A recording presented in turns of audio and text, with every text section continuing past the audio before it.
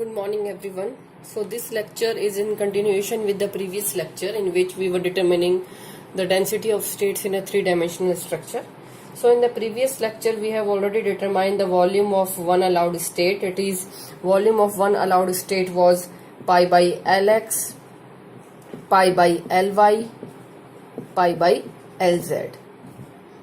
I think we have taken the capitals L, so we'll be taking the same notations. So Lx, Ly and Lz as the volume of one allowed state, and the volume accessible to the electrons, that is the volume, total volume that is allowed, is 1/8, that is octant of a sphere. So we have written it like this: 1/8 of the surface area of a sphere, that is 4 pi k square, and multiplied by the width was dk. So till here we have already done. This is the total volume. We can write it, this is the total volume, and this is for the volume of one allowed state. This is for one allowed state. So now we have to find out the number of points that are available, number of states that are available between k and k plus dk for the electrons to occupy. So for determining the number of states, what we will do, we will divide this total volume by the volume occupied by one state. So we will be doing 1/8 multiplied by 4 pi k square dk divided by this pi by Lx, pi by Ly, pi by Lz. So this is how we will be doing it. Now one more thing. See, this n is what? This is the number of states between k and k plus dk. Remember this thing. This n is this thing. Number of states between k and k plus dk. So, for the number of states, this is what the number of states we are getting. But when we are talking about the electrons, we have to consider the Pauli exclusion principle, because for the electrons the number of state will be double, because in every state there can be two electrons that can occupy the single state. So considering the Pauli exclusion principle, I am multiplying it by 2 because the number of state will double. So now calculating it, we can do it like this: 4 and this 4 will cancel out, and else this pi will also cancel out. So what I am getting is n equals to k square dk upon pi square, and we'll be getting this Lx, Ly, Lz in the numerator. So this is what we are getting. Okay, you can write small l or capital L depending on whatever notation you are using. Okay, I don't remember what I have used in the previous lecture, so I'm continuing with this. It doesn't matter so much. So this is the number of state that we are getting between k and k plus dk in a three-dimensional structure. Okay, now what we have to find out? We have to find out the density of states. Now what is the density of states? When we are talking about density of states between k and k plus dk, between k and k plus dk, that we will be denoting by rho k dk, because we are talking about this dk interval. Okay, so this rho k dk will be equal to what? This will be this number what we have calculated divided by the volume. This is the formula. Number of states per unit volume will be the density of states.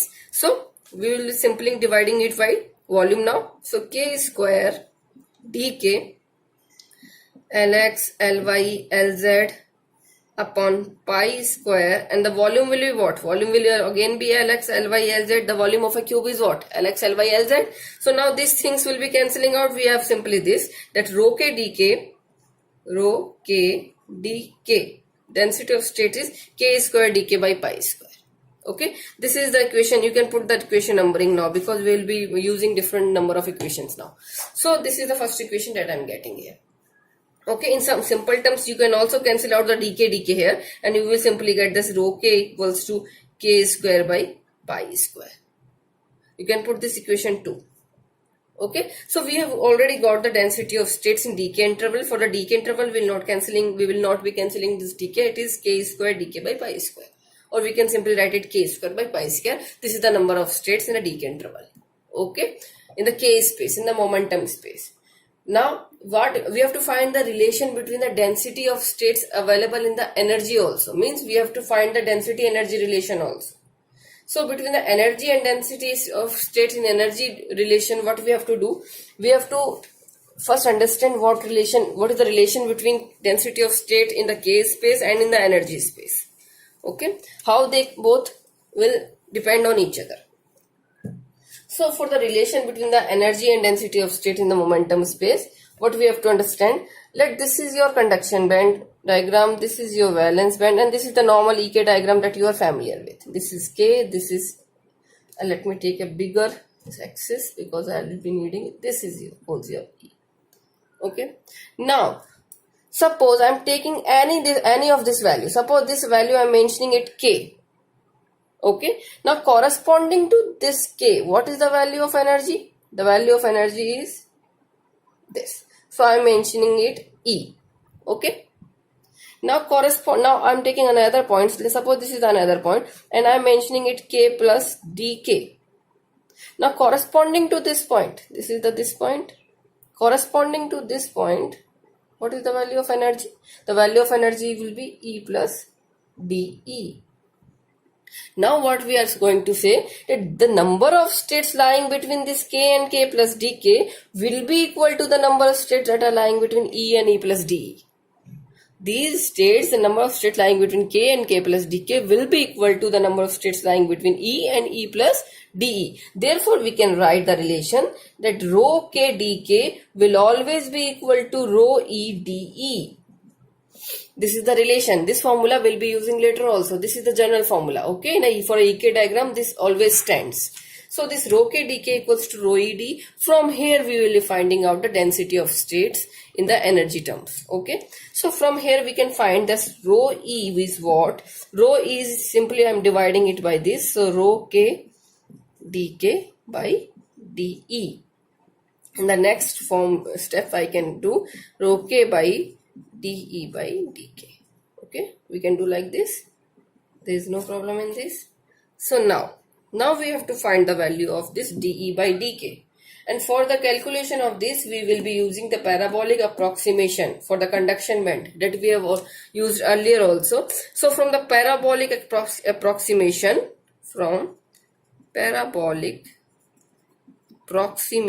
of conduction band.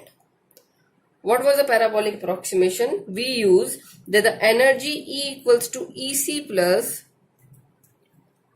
H cross square K square by 2mc.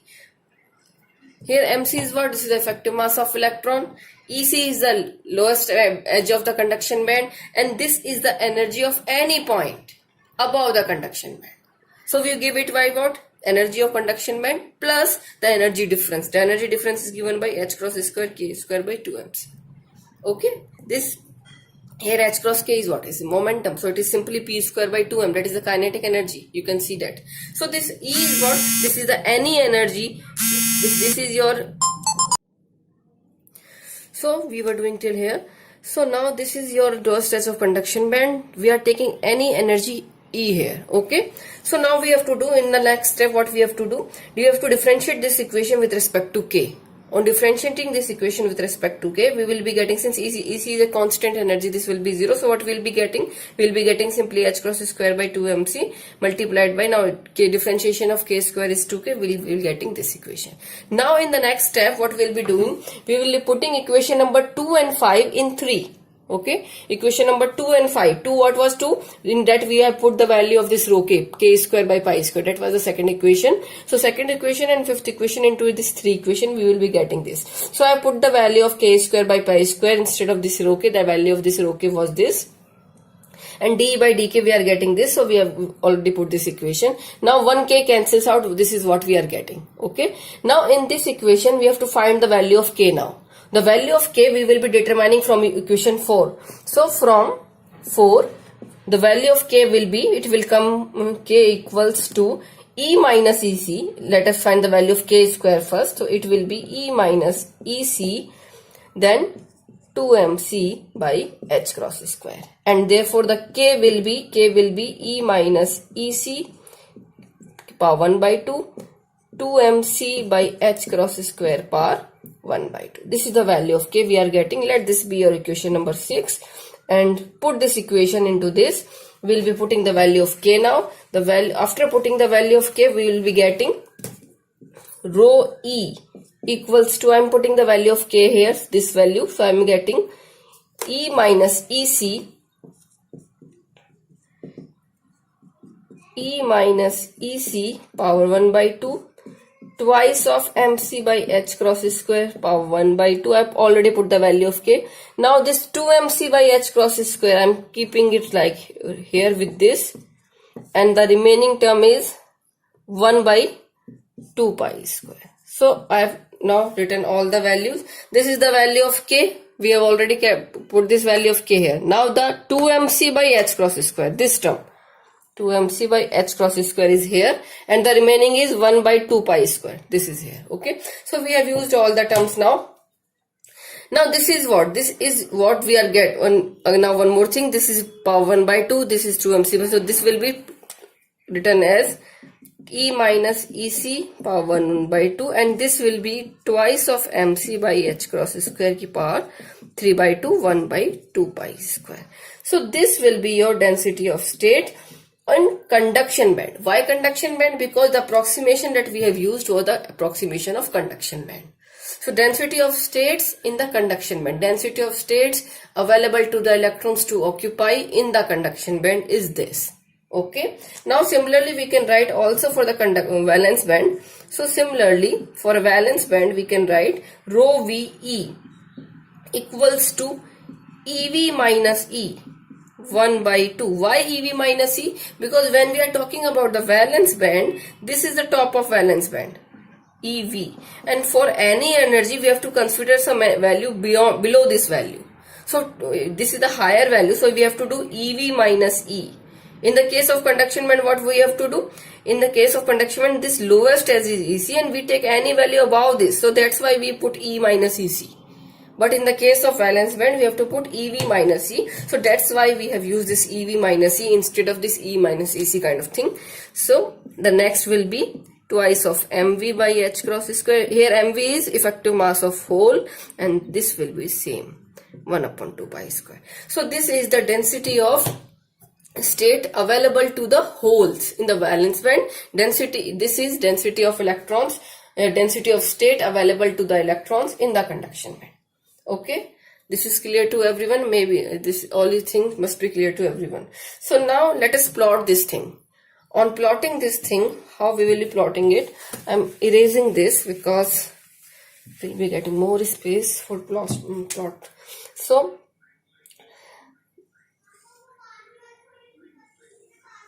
this is the normal EK diagram.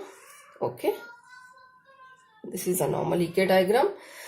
This lowest edge is what? This lowest edge is EC. This is EV, top. And let us consider any energy above this. So this is the energy E I am considering. And I will be drawing it like this. Okay. And any energy below this is this one. And I am plotting this like this. Okay. Now, this is a normal EK diagram we have plotted. This is E, this is K. Now, in terms of the density of states, how we will be plotting it? In this case, this represents your rho E. Okay. And since this is your E minus E, is EV minus E is this plot, this point. Okay. So, your graph will start from this point. On the basis of the expression what you have got, the graph will be like this. Okay, and similarly density of state in this case we are having E. So in this case it was E minus EC. The graph will start from here and the variation will be some kind of this. Okay, this is similar to what we are plotting it here. Okay, plotting it here. Okay, so this represents your density of states in the conduction band. This represents your density of states in the valence band. Okay, and just remember one thing, that the slope of this graph in the valence band is not that steep, because the mass of the hole is always greater than mass of electron, whereas the slope of the graph is much steeper in the case of a conduction band, because the electron is lighter than a hole, but it is not that much steep in the case of a valence band. So this is the energy diagram or density of state diagram we will be doing for the three-dimensional structure. Okay. So now the next thing, now we will go to the two-dimensional structure. For a two-dimensional structure, density of states in 2D. In 2D, what we will be doing now, for this 2D, we know that we have taken a cube in a three-dimensional structure. Okay, this was the cube that we were considering in three-dimensional. Now I will be suppressing its one dimension. Okay, suppose this was x, this was y, this was z. Suppose I am suppressing the z dimension, I am reducing the z dimension. If I am reducing the z dimension, what will happen? This cube will be reduced into a sheet form. Okay, so we have already discussed that a two-dimensional structure is a kind of a sheet structure, similar to like a paper. It can have the length and width, but it cannot have the height. The height is negligible, so the height is representing by the z. So this z is negligible in this case, in the 2D structure. Or we can say, initially we have studied there are millions of states available in the x, y and z direction. X, y and z direction we have studied there are millions of states that are available here. Okay, in the normal three-dimensional structure we have studied this. But on reducing this z dimension, what we are doing, we are reducing the allowed states in the z direction now. Okay, we are reducing the allowed state in the z direction on reducing this dimension. Now let us consider it by taking an example. Suppose that we have already considered that the dimension of this z-axis was 1 mm, 1 mm and 1 mm. This we have already considered in 3D case. Now let us consider that we are reducing z-axis to 20 angstrom. Initially it was 1 mm. Now from 1 mm, I am reducing it to 20 angstrom. When I am reducing it to 20 angstrom, what will be the change in the z axis? What will be the change in the available states in the z direction? So that we have to see now. So in this case, what was the value of this kz? If we remember the earlier things, the value was q pi by l z. This was the value that we have already determined. Okay, now for the first point on kz, if we consider this is a k momentum space, then this will be kx, ky, z, kz. So first point on kz will be what? Will be corresponding to q equals to 1. So it will be pi by lz, and what is the value of lz we have taken? We have taken it 20 angstrom. Okay, and here the value of q will be 1 because we have taken the first point. Okay, now the second point. For second point on kz, it will be twice of pi by 20 because you have taken q equals to 2. So in here we have to put q equals to 2. For the third point, similarly third point, it will be 3 pi by 20, and the fourth point on the kz axis will be 4 pi by 20. And if we see the fourth point, what we are getting? We are getting pi by 5. And if you remember, what was 5? 5 was the interatomic distance because these all dimensions are in angstrom. So this is equals to actually your pi by a. And pi by a is the maximum value on an axis. So we have already reached to the maximum value. This was the minimum value, this is the maximum value, that pi by 5. So between the maximum minimum value, how many points we are getting? We are only getting the 4 points. So we can say now there are only 4 allowed states on the z dimension. On reducing the z dimension from 1 mm to 20 angstrom, the allowed points have reduced from millions to only the 4 points. Okay, now there are only 4 allowed states on the z axis which the electron can occupy. Okay, so these 4 allowed states, how we will be showing them? Now let us see that. So these states, let us understand it better. Now suppose, now this way I am showing like this. Okay, this is your kz, ky and kx. Okay, now your electron can take any value on the y-axis, can take any value on the x-axis. But it can take only certain values, that is corresponding to your, there are only there are only 4 values on the z-axis, that is q equals to 1, q equals to 2, q equals to 3 and q equals to 4. Only 4 values are allowed. So electron vector, propagation vector, can go only up to this value if its energy is low. But if the electron has a higher energy, it can go to this. The k vector can go to maximum this value. It cannot take any value between q1 and q2. Either it will take the value corresponding to q1 or it will take corresponding to q2, and depending on the energy it can go to the other values also, that is q3 and corresponding to q4. So these are the it depends on the energy of the electron, which energy state it will occupy in the reduced dimension. Okay, now one thing, see, we are talking about this k vector in z direction. Okay, now this, since if we rotate this k vector, how it will rotate? It will make a ring. Okay, in the 3 dimension it will make a ring now. So the ring, this will be a smaller ring because the length of the vector is small. When we consider that q equals to the length of vector is more, so the ring that will be formed on rotating this vector will be more. It will be a bigger ring, this will be a more bigger ring, and this will be a more bigger ring. Now what this ring structure will be like, I am plotting it here now. This ring structure will be kind of this: kx, ky and kz. So it will be something like this. We are getting one ring here. This will be the smaller one corresponding to q1. We will be getting a bigger ring here. This will be q2, and similarly we will be getting for q3 and q4. What we are saying, on this ring, this is the same plane. This ring is lying on the same plane. Okay, so on this ring, the electron can occupy any state because these are all at the q1 energy. This is the same this k vector. On rotating this vector, we are getting this ring. So electron can reside on any of the points in the 3 dimension that lie on this q1.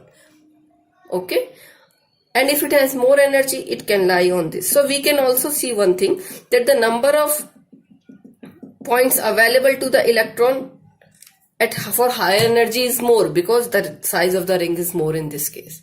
The size of the ring is less in this case, so there are less points available for the electron to occupy. But this all points lie at the same energy q1. These all points lie at the same energy q2 because the radius vector is same. For this all points the radius vector is k. For all these points the radius vector will be same. Okay, for this all the radius vector will be this. Okay, so this is what we are saying now. Now let us also consider the top figure, top direction. Okay, so now for better understanding, let us consider only the q1 ring.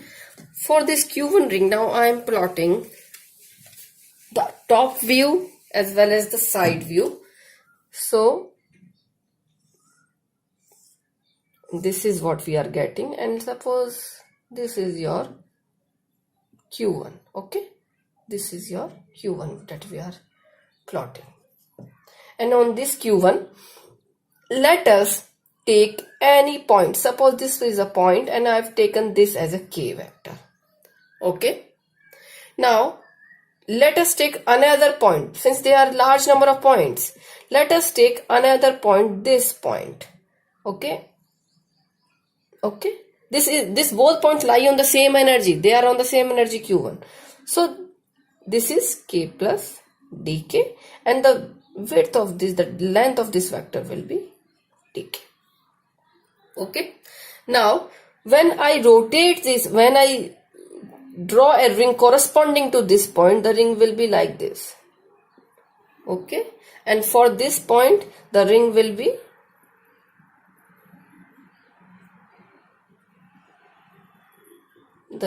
something like this. Means if we see a top view, on seeing the top view, what we can say that the top view will be something like this. This is a ring, this is a bigger ring. Okay, First I'm making the bigger rings, I'm making by the solid line, okay? And this is your ky, this is your kx, and this top side that is coming outward is your kz, okay? Now what we have considered, this is one ring, that is k vector, and this is another, that k plus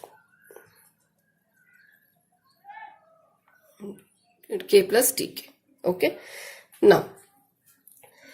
Now what we are going to do, let us consider first the k vector. What we will write for the k vector, it will be I cap kx plus j cap ky plus k cap kz.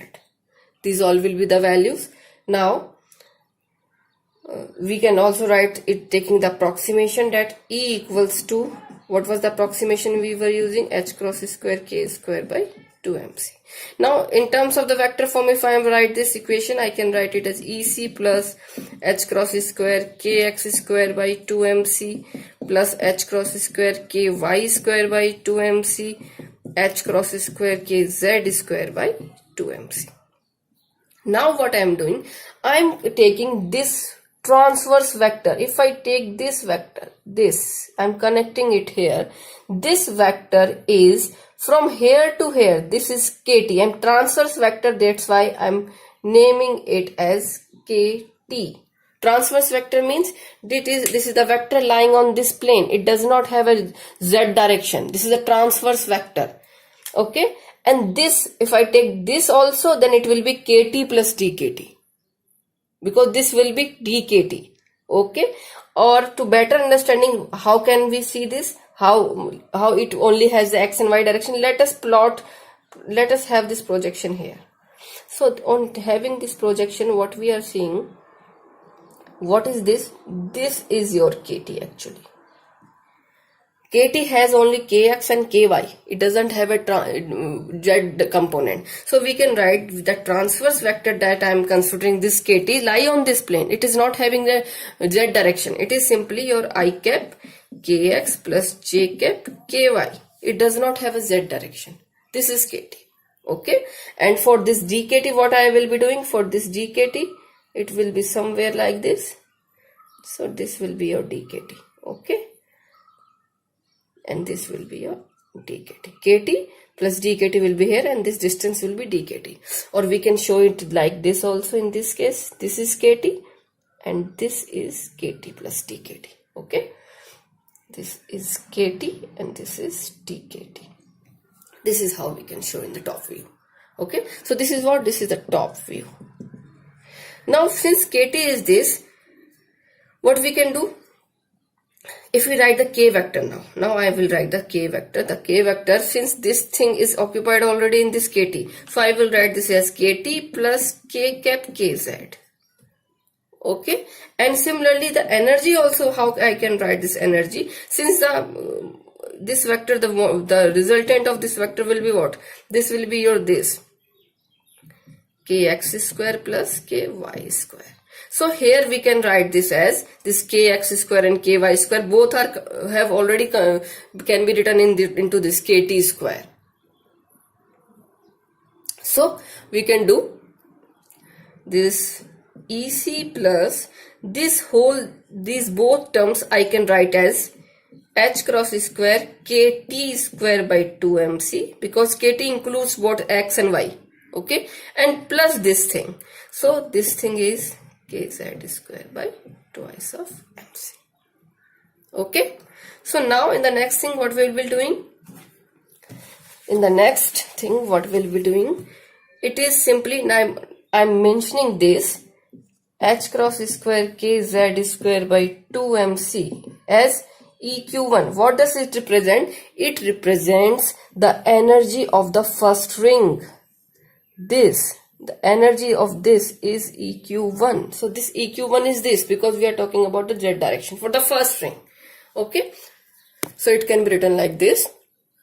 Now simply we can write this ES EC plus h cross square kt square upon 2mc plus EQ1. Now in the next lecture we will be solving this equation, okay? In the next lecture we will continue. Thank you.